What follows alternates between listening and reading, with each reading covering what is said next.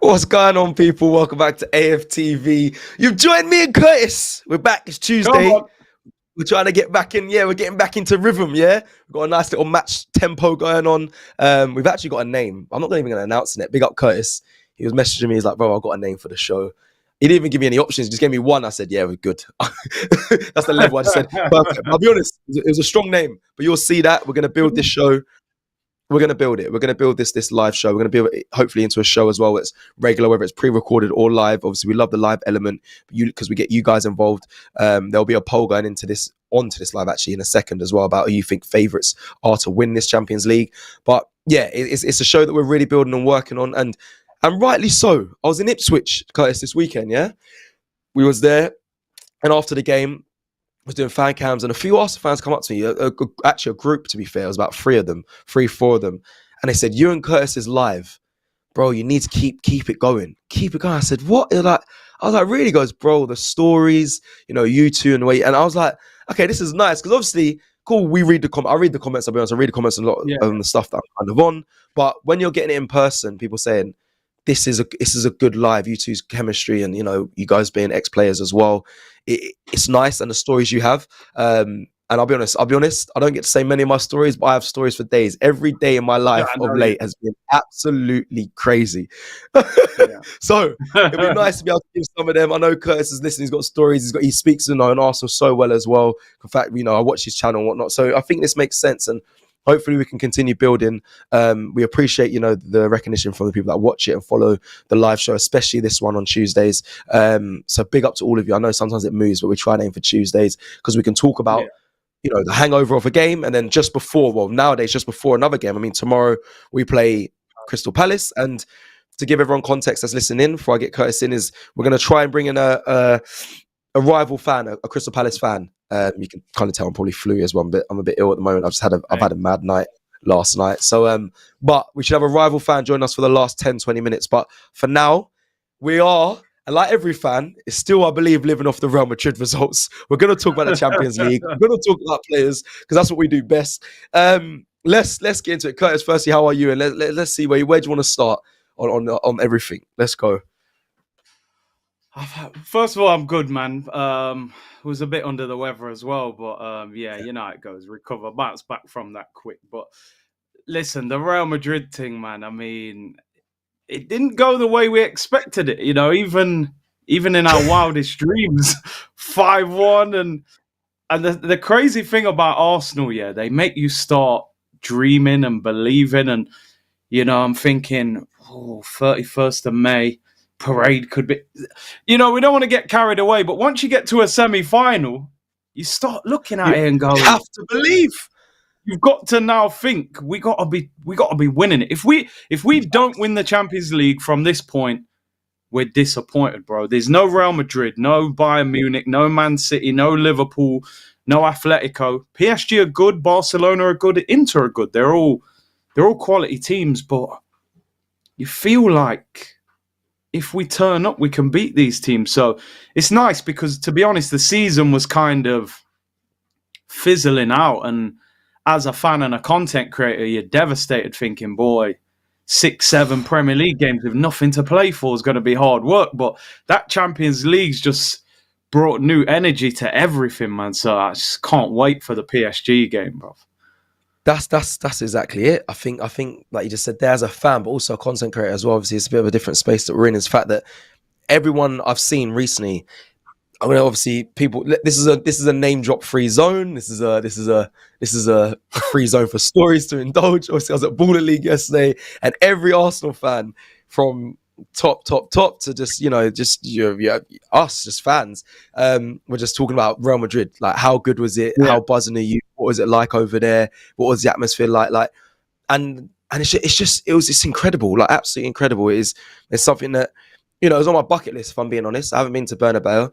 I haven't been to the new one especially, and it was my bucket list to go there and see it. And I think it's only right to give context. I mean, the outside of the stadium wasn't, I mean, if anyone watches Turkish's vlog, which I'd recommend go watching, from the outside, it's just I don't know. It's cold. It's stale. It still looks quite futuristic, but there's no badges.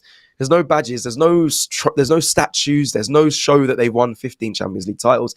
It's very cold. So I was a bit disappointed in that. But when you get in there, boy, Lord have mercy. The noise. I actually got told though, because what I found really crazy was the whistling. You know, they do the when they get annoyed, when things are going bad and stuff. They do that whistling sound. The fans get angry, and that's what they do to make the noise. Apparently, that's speakers, and apparently, factually, that is actually it's obviously the crowd as well, but it's also speakers. So that was I found out yesterday. I was very disappointed to hear that.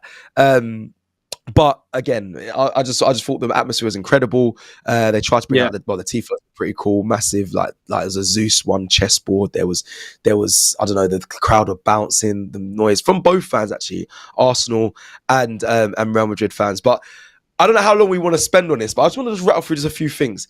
Saka missing his penalty. Yeah, I'm going to be controversial here. Go on. Hey guys, I rated it. Oh no! Listen, let's talk about it because everyone's had a go at me, yeah. Because I've rated it and I've said it openly. I said it to Turkey. I said, brother, you can't rate it. He can't take penalties again because he's missing big key moments. Euro finals, he missed it against West Ham when it was on for the title and stuff. So Saka can't be trusted in these pressure penalties. Nor can Martin Odegaard. I said Turkish. I hear you, but for a player like that to even bro, he went to Dink. He went to Dink Courtois. Like, bro, I rate. Do you know what? I get it. If we lost and it didn't come off, I'll be going mad. I'll be saying, brother, you let us down. You lost the game for us. Even though we went through whatever, I'll be more on him. But the level of confidence of Bukayo to even listen, when you Panenka it, go down the middle. That's one thing. I don't know how you can go to the side of Panenka. You have to go down the middle. But I just rate that he had that confidence enough to even to try it. And then on top of that, he then went and dinked him. He went and dinked him properly. So, bro, you know, for me, I looked at it like at the time, in the emotion, I'm angry, bro. Like it's a penalty. I feel like the whole tie's over if you score as well. But to me, it was kind of a full circle moment where I thought, do you know what? This is a guy that, as a teenager, misses a penalty at Wembley, right? And obviously, we know the backlash that happened and the abuse and all that stuff. And you're now at the Bernabeu against, for me, I don't know about anyone, Courtois, top 1 or 2 goalkeepers in the world for me. And you've got the confidence to dink him. And even though he saved it, I said, do you know what? Like, you know how good you are now. Like, you didn't only want to score, you wanted to embarrass them and say, yo, I'm here. And I didn't mind that. Now, don't get me wrong, at the watch on the time, yo, Bukayo, what you doing? Smash it in, get us. But then afterwards, because it's all worked out, I'm like, yo, I've got nothing but respect for that. And if he actually went down the middle, I think it would have worked because Courtois dived early. But it's just because he went the right way. And I just felt Saka was trying to have, when we think back to Thierry, what he did at the Bernabeu, it was like a look at me moment. He's shrugging people off. His goal was come on, man. Look, shush the Bernabeu, did the celebration. And I just thought, the guy ain't even 100% fit, bro. Like, imagine if he was 100%. So I respect it, man. I like that confidence and arrogance.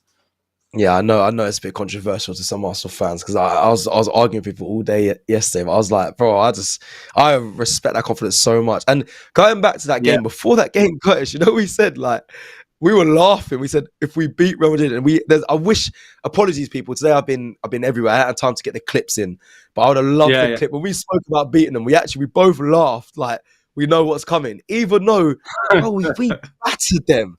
We battered them, man. We have to really start believing more in this. Well, it's just not. I know we believe in the team, but for me, it's gone to another level. I actually think if Arsenal turn up to their best ability, they go on and beat anyone. Generally, I think it's just all on us. It doesn't matter who we play. I really think it's all on us.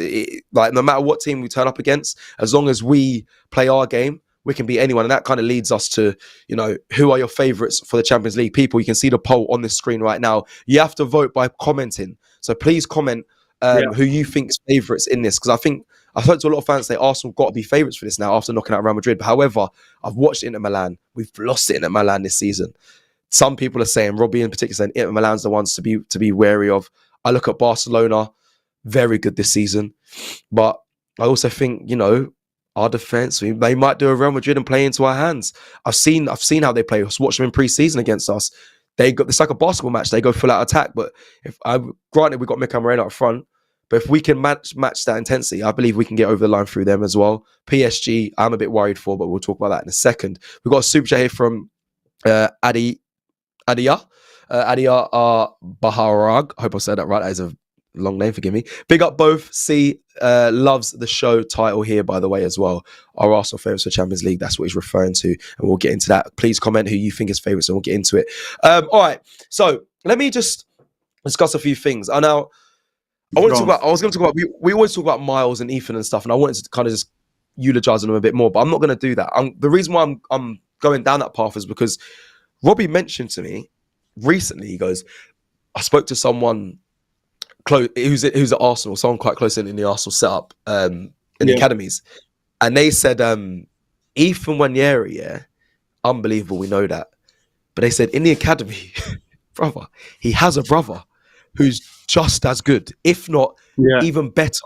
I said, Robbie, chill out. I said, there's no way there's a better version of Ethan in his younger brother. There's no genes that are that good. Like what this play, because Ethan to me is a ridiculous. To then have another replica of that who's better. I said, allow it. And then I was like, so Robbie was like, no, trust me, believe me. So I was like, Robbie sometimes with his sources, listen. We respect Robbie, but I have to just make sure. So 2-2s now. I'll do my own research. These are where the stories come.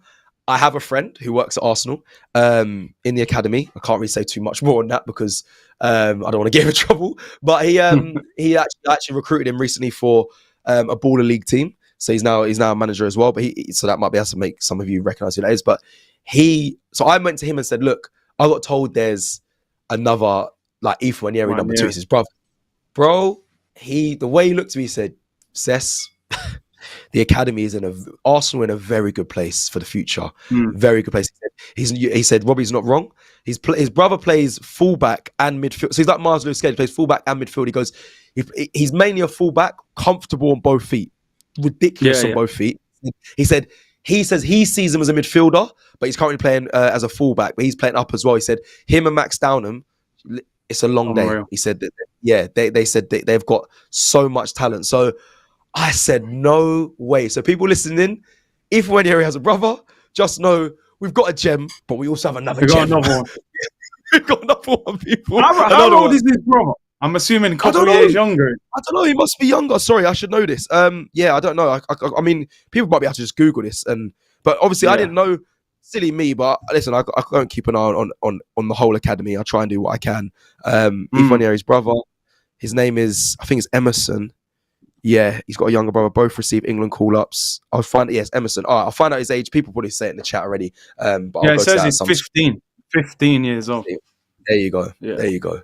And he said, and the people, and he's playing up as well. He's playing above his years, which is always a good sign. And they said, like Robbie said, he's ridiculous. And then my guy who's there at the academy says, yep, he is a joke. So that's a little that's another little story for you. Listen, we're trying to give you everything from left, right, up, down. You see me? So I'm just trying to give everyone all the stories that I find out throughout the week, across the week as well. Again, I think I don't know what else have I really heard. I think Martinelli, I spoke to people close to him and they said he's in extreme confidence at the moment and things are looking good. Things are looking very, very good. He's happy. He's back playing the way he wants to be playing as well. So that's a good sign as well. And I think people can see that in his performances. I was going to run through some of the last bits of news before we get into the Champions League stuff. Both Ethan Wanyeri and Miles Lewis Skelly, this from Hand of Arsenal on Twitter. Whether you take these ITKs too seriously or not, it's up to you. But both Ethan Wanyeri and Miles Lewis Skelly are now in the final stages of agreeing on new long-term contracts at Arsenal. Andrea Berta is concluding the final details before officially announcing it. Long-term deals for both Haaland's stars are sorted. Be interesting to know what they're on. Not that it matters. I just want to know.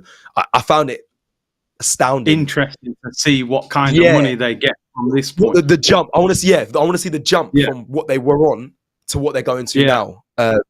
Which again, I don't have the information on that. But are you interested by those things as well? Because they're on little money.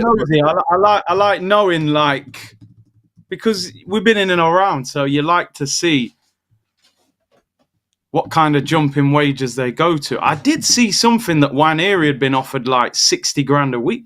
I don't know how true that is. But 60 yeah, grand a week, we'll see. Ranieri, yeah? That's what I read. I don't know how true that. But you got to pay these guys, bro. You know, Lewis Skelly's at England international already, bro. You can't offer him. But one year he should be up. I think, like, okay, because I'm looking. I don't know why my brain just goes to Eddie and Nketiah's 100 grand contract. I don't know why. I think that deal was just. I don't know what the situation was at the time. He shouldn't have got that amount. Even Nelson got 100 grand, you know. But do you know what? The Nwaneri situation's interesting because I just feel a little bit like they need to bring him back in a little bit. I feel like he's kind of been pushed to the side a little bit in the last few weeks. I'm thinking, don't leave him out. You know, we don't want a Nelson situation where you got a young player that doesn't get enough game time to develop, but you feel like he's too good to go on loan. Nwaneri needs to be first substitute if he ain't starting. So I hope he gets more game time moving forward. I hear that, and he was a player that was obviously heavily touted by everyone. I mean, he was the one that I remember speaking again. Yeah, I always have to pause to just check out. Just name drop, man. Just drop the name, man. You know what I'm saying, man? It's not a name drop thing. It's just like, I know there was obviously people in the academy, people close to the players' family, I'll be honest, that said, like, you know, Ethan has always been seen as a star boy, the one that he's going to be the one that goes on and makes it and stuff like that. So he was always destined to be the superstar, right? So I hear what you're saying, that Miles Lewis Skelly feels like he's stealing that shine. It's not a bad thing. I think there's two great youngsters. I think, and when I say stealing that shine, I'll be honest, some people might rate Ethan more than Miles Lewis Skelly. So it's objective, if I'm honest. But because Miles Lewis Skelly is having such a generational run, like getting called up for England, the quality of him, I think, like what I saw of him at the Burn Up, what I've just seen of him, the way he's so confident to ride a challenge and then come out the other side and then go forward and drive forward and look for goal. Like he's taking a lot of the shine at the moment, which is fine. Yeah. But they're both players. Fine. So you know the thing though, Cecil, and again, I'm nitpicking. Some people in the comments will say you're overdoing this. I looked at the game in the Bernabeu and I thought, the game's done. We're 5-1 up. There's 10, 15 minutes to go. Give Nwaneri a run out in the Bernabeu, bro. 17, 18 years of age. That's going to be like probably a year or two, man's playing FIFA now. I was thinking, give him a run out. And when I see a man like Tierney and that coming on, I'm thinking, okay, I get it, but it's not a sympathy thing, just give him a run out. But I'm thinking, he should be getting those minutes, you know? He should be one of the main substitutes if he's not starting. So they just need to make sure they don't stall his development by not giving him enough game time, because I think he's got the talent. I know Saka's back, and obviously he's been unreal since he's come back. But I think in some of the games he could have played Nwaneri in the Odegaard role. You know, when Odegaard hasn't been playing well. Yeah, I agree. Do you start Ethan against Palace tomorrow instead of Saka? It's a tough one, isn't it? Because we've been arguing. Yeah. We've been arguing all week, not all week, a couple of days. Yeah, we've been arguing the past couple of days about it. But I would love to get your thoughts, because, like, Robbie says, never drop Saka ever, never rest him, never. But other players, other fans, Laurie, the Jameses, the Turkishes, they were saying, like, bro, he almost got classed at Ipswich. They tried to ruin him. So, do you rest him or do you play him? I think the problem you've got, right? Listen, of course, we want to wrap him up in cotton wool. You think, don't play him, but we've played at Ipswich on the Sunday, and then we don't play till next Tuesday. Sometimes not playing for that long, I don't think is a good thing either. So it's a difficult... Listen, the Palace game don't mean much to me. So if he makes 7-8 changes, I've got no problem with that. It's just, I think Arteta will play a strong team because he'll want that rhythm, you know, and playing... I wouldn't mind Saka being on the bench purely because he took such a heavy challenge. And you could always bring him on for 20 minutes. But I think he'll start. I reckon Arteta will go with a strong team. Yeah, I think he will as well. I think Arteta is known to do that. Let's because I'm wary of time. Obviously, there's a game on at 8, and also we've got a guest coming in at 1:45 now. I've moved into 1:45. Just give us a quick breakdown of Palace. Who are favourites for the Champions League? Curtis, right now the poll there says Arsenal 41, PSG 36, Inter at 16. Wow, Barca are 7. I mean, that's the fans' vote. I don't know what the actual official is. I don't know what the cookies are saying, but let's talk about it and divulge into it. Before we do that, I did do. Do you know what? I was at the Inter Milan game this season at the San Siro, and for some reason it wiped from my memory, bro. I couldn't remember a single minute of that game. Really bad. Really, like, in build up to this live, I was like, okay, I've got to do a lot of things today, but I have to have some sort of knowledge on what we're about to discuss about favourites. I was like, I remember the PSG. I remember the 2-0. Remember that game. Didn't even need to watch it back. Barcelona, I remember pre-season. I remember watching how it was high. We beat them. It was highly, like, just like the energy, intensity. It was a big loads of goals in that game. Inter Milan game, completely forgot. So I watched it back and I was like, okay, they scored from a penalty, from a handball. Marino handball. Yeah. Yeah. Oh, see, your memories. Yeah, Marino handball, which some fans, which if you're being honest, could be a bit dubious, but they do say in the Champions League they're a bit harsher when it comes to handballs. Even though Real Madrid had a handball, they didn't get given. But I suppose it was kind of point blank, but they do give them anyway. So I watched that back. The main thing I said to myself, because Robbie keeps saying as well, if we play Inter Milan, they're the ones I'm most fearful of, and I think a lot of fans are on that because of their defensive nous and just they'll be difficult. They're not Arsenal's style that they can kind of expose. Yeah. Right, exactly. So what I done is I looked at, I hope I'm going to get this right. I looked at the two teams that one played at Inter Milan their last fixture, and then the one that played against us. The reason why I've done that is I'm going to hone in on Inter Milan because for me, they're my biggest worry. Like, if we get through PSG, I don't want to see Inter in the final. I'd rather see Barcelona. So I've honed in on Inter Milan. People that are watching, people that are listening along, you let me know who you're most fearful about out of the three, right? By doing that, all you got to do is comment the name of the team. But mine is Inter. One, because PSG, okay, we've played them, but that goes out the window. I spoke to a PSG fan. They said, look, we now got a match of Scalia. It's complete. There's a lot over this. It's a completely different sort of team. We're playing a lot better. The form, I get all that. So PSG are a worry, but I'm kind of, I don't know what's making me do it, but I kind of am not looking past. That sounds crazy, but I'm going to go to the context of the final. So Inter Milan. We played Inter Milan as well already this season, right? Yes, we lost 1-0. But for me, and when it comes to Arteta as well, he will look at that last game and say, okay, we have the knowledge on this team. I don't know much has changed. So I've got the 11s. So let me just quickly read out 11. So their last fixture, they played Bologna. Sommer in goal. Yeah, lost 1-0, correct? Yep. Sommer in goal. Pavard right back. Asabi, centre back, Bastoni, Darman, Barella, Kanaloglu, Mkhitaryan, Augusto, Lautaro Martinez, and Correa, striker. That was the team. So that was their last fixture, right? So against us, Sommer started in goal. Pavard was started as well. De Verge wasn't okay, and Bisek. Bisek, sorry. So two players in that back line didn't start in that game. Dumfries played as well in that game against us. Fratzi as well. Konaloglu played. Zielinski, Darman and Taremi and Lautaro Martinez instead of Correa. It was Taremi. So there's a few changes, but I've looked into Milan and thought, okay, again, like you just mentioned, they lost their last game against Bologna. So I don't know. I feel like when you're going up against a team that's defensively sound, you can kind of work out their identity a bit more when you've played them already. When it comes to people like PSG, they have a bit more.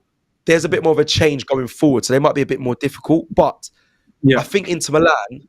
I actually just said it, I'm more fearful of Inter Milan, but I'm quite okay if we play Inter Milan or Barcelona. I'd rather play Barcelona because there's a bit more to it. There's a storyline, revenge, 06, all of that. Yeah, of course. It's just the big teams. It's just like, you've taken out Real Madrid. If you take out Barca, I don't want anyone chatting to me.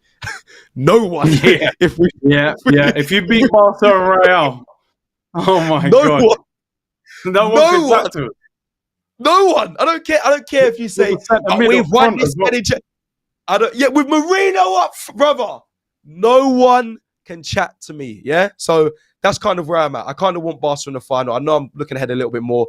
Curtis, your time now. Out of the three teams, why and who would you like to see? And give me your thoughts around PSG a little bit as well, because they're up next. They're up next. So for me, I think Inter are a very good team, and I think style-wise, probably not ideal for us, but I don't think they're as good as people are People are putting Inter on this pedestal. Like, oh, you don't want Inter. Like, listen, they're good. They're Italian side, well organised, player back three and wing backs, but I still think they can be got at. They've got Darmian playing right wing back. Did anyone really think Darmian was that good when he was at Man United? He left years ago. He's a solid player. They got Mkhitaryan, bro. We sold Mkhitaryan years ago for nothing. I can't believe Hairline was gone.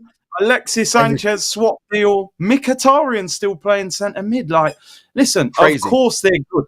I don't want anyone to think I'm underestimating them, but I'm thinking like they can be got at, bro. They play a back three. They leave a lot of space out wide because of the wing backs. Saka and Martinelli can get joy down that side. And even in the game earlier in the season, like you said, when we went there, they got a very lucky penalty. They basically just sat back and defended. Now, that's what they are so good at. We were just spamming crosses and they were just heading them away like, yeah, thank you very much. But at the time, we weren't playing that great. Havertz was up front. We're a bit one-dimensional at the time. And it's in the San Siro as well, which is a tough place to go.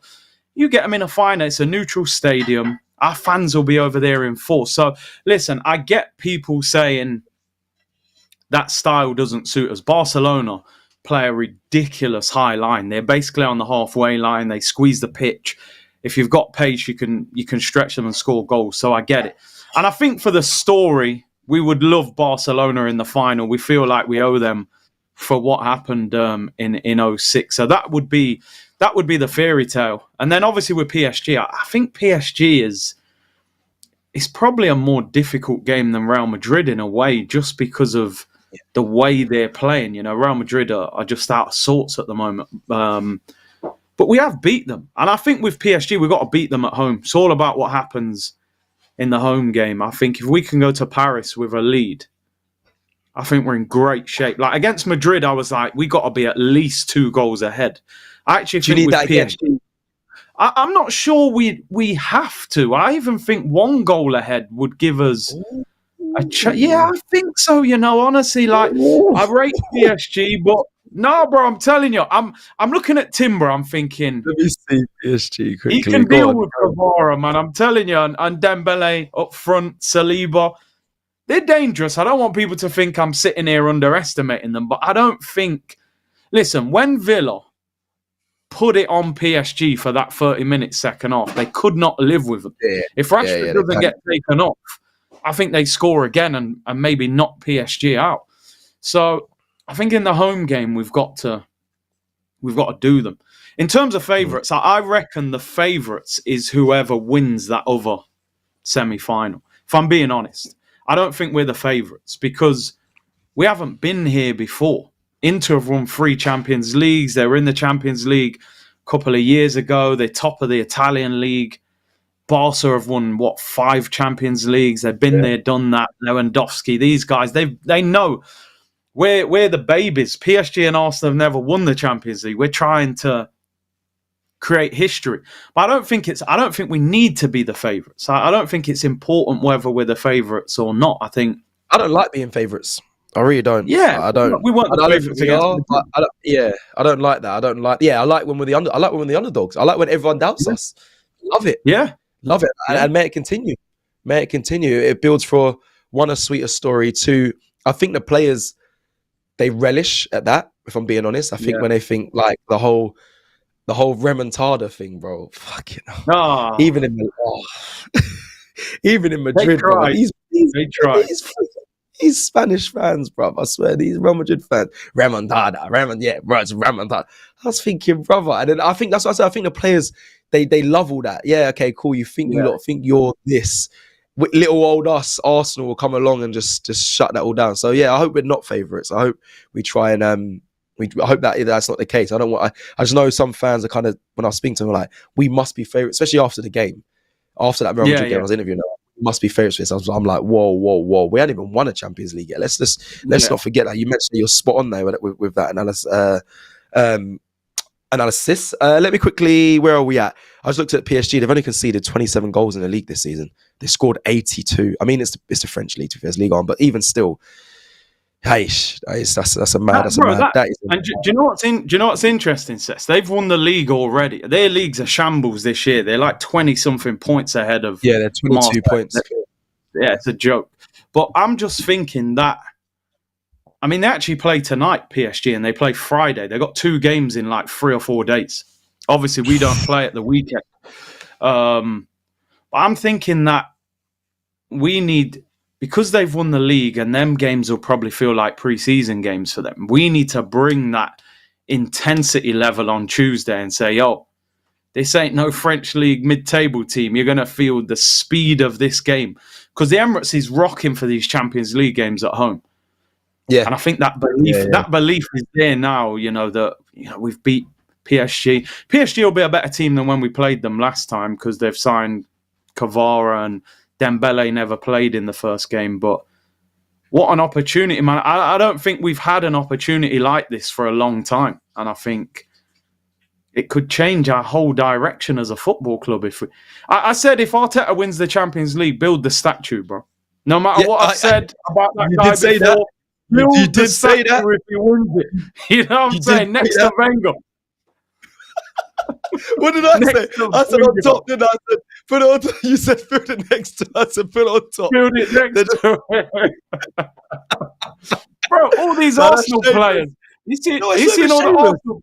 It's not shameless. Oh, no, it's not. So I was going to say Wenger's the greatest manager that we've had, but in my opinion, people go back, George Graham, the 1-0s and what the success he had. But Arsene Wenger, obviously, I grew up with him. But that Champions League is so wanted and needed for my Arsenal fans that build a statue, bruv. If he does it, build it. Oh, they're going to clip us. They're going to clip us. But you know what? I don't care. Build it, man. I don't care, bro. I don't care. Oh, dance next to it, brother. Yeah, you'll be doing backflips on that. You know what I'm saying? Next to the statue being built. But nah, man, it's a great opportunity. It feels good right now to be an Arsenal fan. I can't lie. Every Arsenal fan's got that same expression, like, yo, we got a chance here. We never thought we were gonna have this, but I think they got to grab it, man. Go and win it now. Go and win it. Yeah.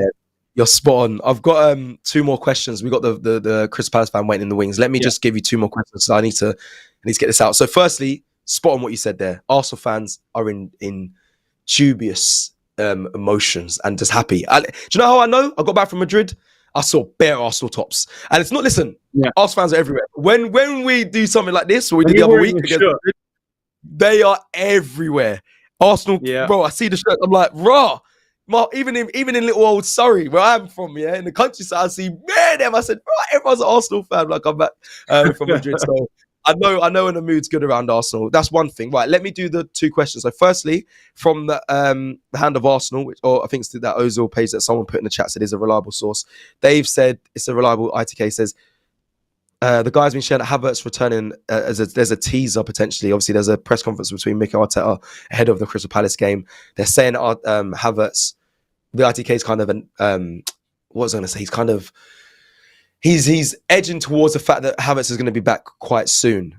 For me, however you want to take that as fans, that's up to you. But I'm looking at Mikel Moreno and saying, boy, Havertz is going to have to hold bench a little piece. I don't care what anyone says. He's a number 2 striker for now. Unless obviously Partey. Well, I don't even know. I suppose Partey. He might be out for that PSG game, but even still, I don't think Havertz, and rightly so, even if he's come back from injury, I don't think it should be just plop him straight back into the 11. He needs to ease back in. I don't know your thoughts around that as well. Oh, you do know my thoughts on that, bro, already. You already know what I'm going to say. Havertz, you know what I mean? Good to see you back. We want all the options we can, but brother, sit down. Yeah, sit down. I give him a spud. Love, you're back, yeah? Saying that, just good to see you, bro, but relax, yeah?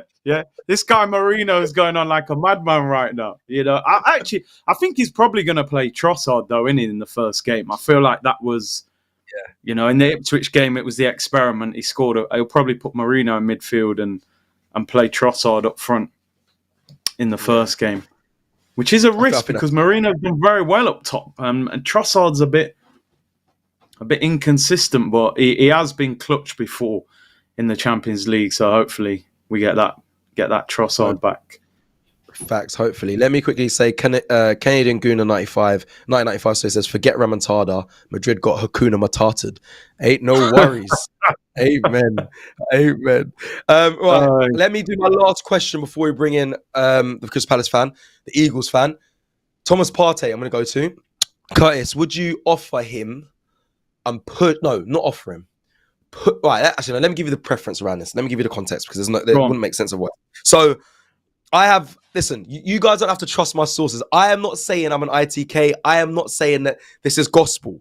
But someone I know has basically said that Partey, obviously there's word he's not going to sign an extension, yeah? But the reason why is because he wants a 2-year deal. That is what he wants. He wants to obviously, which I understand. I understand he wants to obviously, he's quite an older player. He wants to see out, a nice life in London, good pay at Arsenal. He's happy at Arsenal. He wanted 2 years. From what I hear, the club only want to offer him a 1 year. And obviously that can be looked at in a way that he could do what he did this season to be phenomenal. Didn't get injured. Some will say, playing for a contract. He's definitely, in my opinion, has earned another contract. But obviously there's word that there's other players coming in the midfield that coming to Arsenal. I know there was linked to Zubimendi. There's other things as well. Other players that Arsenal are targeting. He might be looking like, I might not be starting as much this season. Now they're bringing in, more competition, younger people. Would you, Curtis, be fighting to offer Thomas Partey, if you're the club, that 2 year, or do you think it makes sense? Listen, he's had a really good season, a really good year. Understand, coming to the end, time to let him go. Or would you say, do you know what? If you're not going to sign a 1 year, which is what we're happy to give you, we're not going to push for you to sign the 2 year. What would you say? Or would you say, nah, the club are being silly, not giving him a 2 year? Well, my question would be, how much money is it going to cost you to replace him? And on top of that, is the guy you're bringing in, is he better than Thomas Partey? Because let me say something now. Thomas Partey is one of the best number 6s in Europe, in world football. I would go as far as that, bro. You can talk about Rodri's, and then there'll be other names you would mention. He's not far off many of them. Yeah. Now, they're talking about Zubimendi. We know Arteta's wanted Zubimendi for a long time. Listen, I've watched him a few times. Looks good for Spain. Didn't look so good for Sociedad. He's a different kind of player. I think Arsenal should be trying to keep him, is what I would be saying. Can you find a compromise? Can you give him a 1 year deal with a 1 year option, maybe, where we assess it at the end of the year? If it's 2 years, then maybe you've got to reduce the wages. He's been our best midfielder this season. I know we're in a Declan Rice. We're in a Declan Rice, dream at the moment with the goals, but over the course of the season, Partey's been Arsenal's best midfielder. So I think Arsenal should be careful just letting him go, because you look how long Liverpool have been trying to find a defensive midfielder. They've had to put Gravenberch there. Man United spent a fortune on Casemiro. That hasn't worked. Chelsea spent over 100 million on Caicedo. These guys are hard to find, man. So I get it. They're thinking 31 years of age. Do we want to give him a 2 year deal on big money? But the flip side is, if you just let him walk out the door, is Zubimendi an upgrade on him? So I would be trying to find a compromise to keep him. Those players are tough to replace, bro. Very tough. He's been so good this season as well. 2 years... I think it's just so... I don't know if I'm being blinded by recency bias as well, because like I said, he's been so good this season. But I know. I mean, if it breaks down because he wants 2 years in the club and you want to give him one, it's tough, innit? I guess, like you said, you want to try and find a compromise. I don't know what that compromise is, but he's obviously going to want to be playing as well. But maybe in that second year... he fades. I think personally he's going to leave, bro. I don't think he'll be at Arsenal next year. Because I just think Zubimendi, he ain't going to come to Arsenal unless he's playing, and then that's Partey on the bench. Partey's 31. He could easily... I'm seeing Juventus Barcelona link with him, so I'm not sure he'll be here, but tough to replace, definitely, if he does go. All right, let's bring in, let's bring my good friend from Eagle Eye Football to kind of close out. We'll do a good 10 or 15 minutes on this. Yes! Yo! Oh, I can't hear you. Sound. Mute, bro. You know what it is? When you've got two... Can you hear me now? Yeah, I can hear you now. I hear you when now. you have Come on, you're kids, experienced, man. You're experienced. What's Nah, going nah. on? When you have kids, yeah, when you're not talking, straight mute. Yeah. No, that background noise, you have to lock that Right. off. Honestly. The kids can get you cancelled real quick, where you have to just Yeah. lock them off. Yeah, just in case. But they say some madnesses. I hear it. Do you know what? Honestly. Fair play. Fair play. Listen, let's get into this. We've done our preview on AFTV. It's out now on the channel, so please everyone go check it out ahead of this Crystal Palace game. But we've got someone in. This is what we do on this Tuesday live stream. We like to just give everyone the full updates of what's going on around Arsenal, whether it's me or Curtis talking on it, or both of us, of course. But also there is an important game tomorrow. It's Crystal Palace. Well, it's Arsenal versus Crystal Palace at 8 p.m. Actually, just give me an update on where Palace are at right now and how confident you are for the game or how unconfident you are. Because I've done research obviously for the preview, but it's better coming from a Palace fan. So let's do this. I don't care about the game. I do not. We have got our biggest game on Saturday. We've got Villa in the FA Cup semi-final. I've got no time for this Wednesday game. I think the Premier League, in general, need to do better to protect their sides, especially you guys. You got Europe next week. If this was like, say, PSG and that, they'll cancel their fixture sometimes. You know what I mean? Like, I don't think the Premier League protects the English sides that are going for trophy. I don't get this. I think this game's a hindrance for us. Because if anyone gets injured, or they're not going to play to their full potential, Wembley's 3 days away. So you heavily rotating? Are you heavily rotating? Then do you think tomorrow? No, Glasner said that he would never do that. He said it will. That things like that will kill like momentum and stuff like that. Which I get. Obviously, for us as fans, we'll be like, yes, just rest everybody, but you then also don't want to go into the game getting battered. We got a very, very good 0-0 draw going down to 10 minutes against Bournemouth after 2 heavy defeats, So it's really about, all right, managing tomorrow, don't pick up any injuries. If we get anything from it, it's a massive bonus. But he did say there'll be about 2 or 3 changes to the starting 11. Okay, but he's not going to over-rotate. Do you know what? This is sad, man, because Arsenal fans are like, I don't care about this game. Champions League. I don't care about this game. FA Cup. I'm like, and you know what? And listen, people will say rightly so, but it's like it's a London derby. Palace is always a I don't know. There's a good high level of football in my opinion. I know, our results have been great against Palace of late, but I always think that Palace got good players. We got good players. It's normally a good. I enjoy this game, but the mood is very. Man, don't care about all that. I don't care. Listen, Villa on Saturday is going to be hard enough as it is. Yeah. And the reason why I bring up the whole aspect of injury, the last time we made an FA Cup semi-final against Chelsea, Tyreek Mitchell picked up a knock against Leicester the week before. And these are the things that could, like I said, psychologically could play on their minds. I mean, do you know what? Yeah, I just want to say quick, man, because I've always had a bit of a soft spot for Palace, because those who don't know, I knew Yannick Bolasie for years. We was at Barnet together years ago, and obviously I've known him through all. So I used to go Palace. He used to give me tickets all the time. So I remember when Emery was trying to buy Zaha from Palace, and I was saying, yo, let me know what's going on. Because at the time, I wanted Zaha at Arsenal. He was ripping it up them times. And these men were saying, yo, Arsenal are offering some stupid offers. Like Palace are asking for like 80 and we're offering 40 million and them kind. So we were never close to it. But I always used to enjoy watching Palace them times there. But what I wanted to ask you was, how good do you think Eze is? Because from the outside, we're all like, yeah, I'll take Eze in the summer. And we see these little performances against Arsenal where he's balling. But then some Palace fans are like, little bit inconsistent, right? Like, how good do you think he is compared to like Elise and Zaha and these men that you've had before? It's difficult when you put them up against Zaha and Elise. As soon as we saw him touch the ball, we knew he was destined for greatness.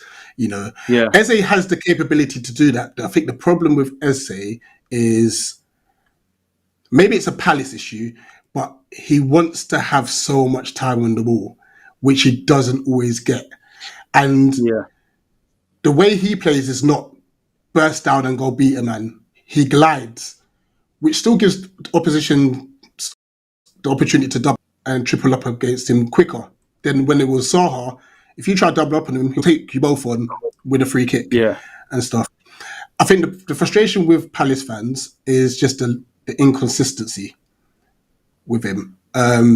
When he's at full pelt and he's running at players, running at defenders, like when the goal he scored against England, and a couple of days later the goal against Fulham in the FA Cup, that's the Eze we know.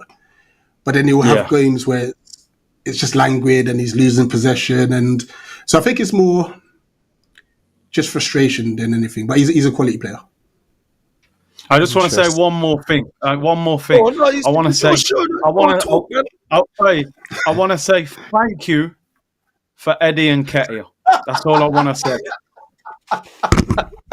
Cheers, no, you done him dirty. You done it. You know what? Cheers for that, actually. Sorry, cheers. And Matt Turner as well.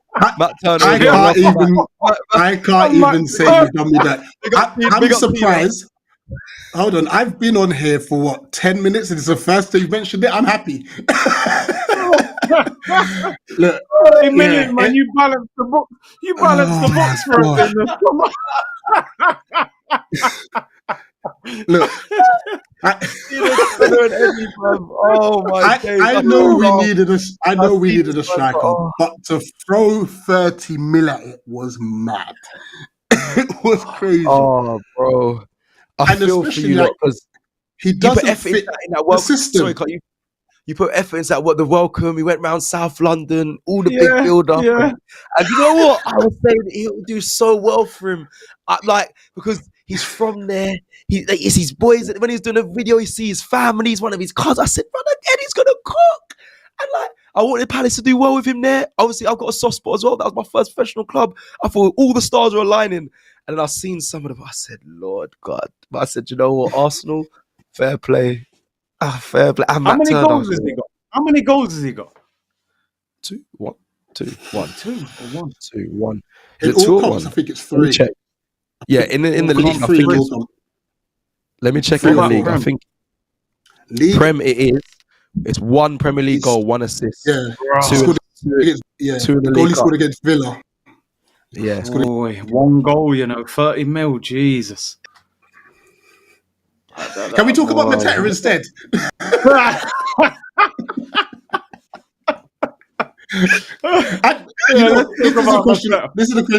This is a question for you guys. Now, obviously, you're talking about getting a striker, and I'm not putting Mateta in the Isak, Gyökeres sort of category. But if you had a choice out of Havertz and Mateta, who would you pick? They're gonna cane me, man, because I'm gonna go Mateta, man. I mean, they're gonna cane me. The Arsenal fans probably won't like it. I'd like Mateta. I don't want Mateta. Let me make that clear in the window. But I think he works well for Arsenal. He's tall. He's something that, when they're spamming across into the box. I know Havertz is tall, but I think he's a bit more of a problem, a bit more of a physical presence. I know Havertz has had that in spurts, but I think Mateta can. That's natural to him. I don't think it's natural for Havertz. Listen, some will just say this is a good run of form that Mateta's on, so it's quite recency and all that. But if I'm honest, Havertz's run of form is fairly new. We've got him as a midfielder, and I've only really seen his run of form before he got injured in the striker position. And again, people might. I'll be real, but I'm still not sold on Havertz. I'm sorry, people, and people. That's just how it is. But hey, Mikel Marino's come in. And look what he's doing. Yeah. And it just shows. It just shows. Like, you put any... Bro, I could... Listen, I'm not going to do as well as them, but I could play... we create characters. So, we don't need someone incredible, but, just offer a little bit more. And I think Mateta... Listen, I don't think it's there's a massive goal for it, but I think he would offer a little bit more than Kai Havertz. Just quickly, the other side before Curtis goes and gives his opinion. They might say Havertz is more intelligent than Mateta. That there could be an argument there, to be fair, because Havertz has played internationally, he's well respected there, and playing the game for a long time, won major honours. So he might have a bit more footballing IQ and been in bit bigger situations in football. But I don't know. I like Mateta, and in fact, he wears 14. He's got his own celebration. I like him. I like him. Anyway, go on, bro. I'm taking Mateta, man. Come on, like he's a proper striker. Like he's kind of old school as well. Shirt tucked in, you know what I mean? Aggressive. He's in that sort of Drogba mold. He's not as good as Drogba, but he's an old school striker. When you look at United, Mateta's better than their strikers for me. I think Chelsea, Nicholas Jackson is nothing special. Solanke hasn't really pulled up trees at Tottenham for 50 plus million. Liverpool got good. I mean, Jota's a great finisher, but not consistent. And then we got Havertz. So I'm surprised one of the big clubs haven't took a punt on Mateta, to be honest. But yeah, I would take him over Havertz. Sorry to cut you. 16 last season, I think. 16 assists. Yeah, 13 goals, 2 assists this season. 16 and 5 assists last season. Do you know what? I don't know why I'm being so I'm being kind. I'm just trying to. I don't know who I'm trying to not offend, but. Yeah, man. Even last season, Havertz got 13, to be fair, 7 assists. But man, I like Mateta, man. Mateta. The only reason I brought it up is his all-round game has definitely improved over the last couple of years as well. So, yeah. I wonder what the people in the chat would say. Let us know your thoughts and comments in the comments as well. Let me know your thoughts. Who you prefer, Mateta or Havertz? Is it an agenda, or is it the fact that that Mateta might be a better player in your eyes than Kai Havertz? We are going to slowly bring this to a close because I know there's another game starting. But score predictions, everyone, for tomorrow, please, before we close out. Are you even going to watch? Are you even watching? Anyone watching the game? Anyone care? Like, I mean, I've got to do a stream, otherwise, boy. Lord. Yeah. I'm gonna go because I think Arteta will go strong just because we've got a 6-day break, no game at the weekend. So I think he's gonna want some momentum for PSG. And then if you've got FA Cup, I mean, like you said, Glasner saying he's not gonna rotate, which is interesting. I think we'll win. I always kind of fancy Palace to get a goal because they've got goal for it. I'll go 2-1 Arsenal. Let me give you a bit of context to that. Wow. Glasner has said that Eddie Nketiah starts, by the way. I take it back. 3-1, 3-0 Arsenal. 3-0 Arsenal. Man went from 2-1 to 3-0. Man added a goal 3-0. and took one off just because Eddie started. Bro, I thought it was Eze, Mateta and all that. Eddie starts 3-0. Oh, we're bad, but it's funny. Oh my! Sorry, Eddie. If anyone watches this related to Eddie, I'm sorry. It's just how we deal with it. 3-0. Oh, no, that is funny. You know what's bad, is Matt Turner going to start? Or is it Dean Henderson? If he starts, Matt Turner. It better not be Turner. You might as well call that Rob Holding. Make it 11-0. Where's Rob? No, you might sign Rob Holding. No, where's Rob Holding? I need to know. You know the Holding thing is crazy. We signed Rob Holding, yeah? Glasner took one look at him and sent him to the under-21s. Yeah, he didn't play. He didn't play. About 30 years away. No. No. No, listen. You man signed Rob Holding, Matt Turner, Eddie Nketiah. You had Nuno on loan, didn't you, at one stage? Nuno Tavares. No, we had Lokonga on loan. Lokonga. Yeah. Oh my days. Same thing, man. Same thing. Yeah, same thing. It's same thing. No. Oh my God. Palace. No, Palace. I love you lot. You lot are jokers. That is quality. What a way to end this. Bro, that's what a laugh. I really laughed at it. Wow. Oh my days. Man said 2-1, 3-0. 5-0.